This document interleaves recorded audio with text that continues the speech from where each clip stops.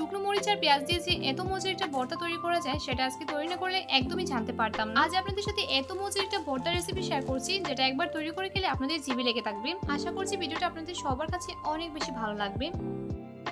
চুলোয় একটি প্যান বসে এর মধ্যে দিয়ে দিয়েছি সরিষার তেল। তেলটা যখন গরম হয়ে গিয়েছে তারপর এর মধ্যে দিয়ে দিলাম 7 থেকে 8টা শুকনো মরিচ। এখন এই মরিচগুলোকে ভালো করে নেড়েচেড়ে ভেজে নিচ্ছি।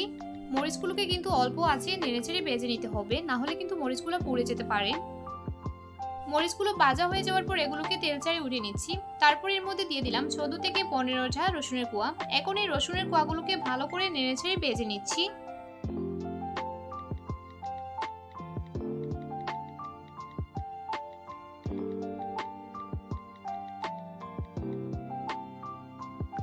আর এখানে নিয়েছি আমি 3টে মিডিয়াম সাইজের পেঁয়াজ। যেহেতু আমি ভর্তাটা মরিচ আর পেঁয়াজ দিয়ে তৈরি করব তাই এখানে পেঁয়াজটাও লাগবে। তো এখন একটা নাইফের সাহায্যে পেঁয়াজগুলোকে আমি স্লাইস করে কেটে নিচ্ছি।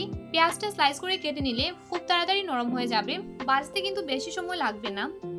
একই প্যানের মধ্যে দিয়ে দিলাম স্লাইস করে কেটে রাখা পেঁয়াজ। এখন এই পেঁয়াজগুলোকে নেড়েচেড়ে ভেজে নেব। পেঁয়াজগুলোকে কিন্তু লাল লাল করে ভাজার প্রয়োজন নেই, গোল্ডেন ব্রাউন কালার হলেই হয়ে যাবে।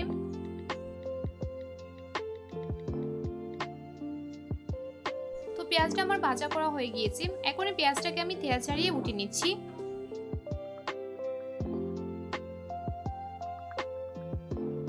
এখন ভর্তাটা তৈরি করার পালা।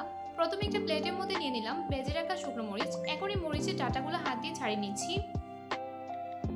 মরিচের মধ্যে দিয়ে দিলাম কিছুটা পরিমাণ লবণ। এখন লবণ দিয়ে মরিচগুলোকে হাত দিয়ে ভালো করে মেখে নিচ্ছি। তারপরের মধ্যে দিয়ে দিলাম ভেজে রাখা রসুন।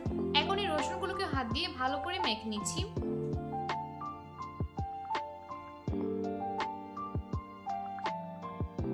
ভেজে রাখা পেঁয়াজটা এর মধ্যে দিয়ে দিলাম। তারপর সবকিছুকে একসাথে মেখে নিচ্ছি।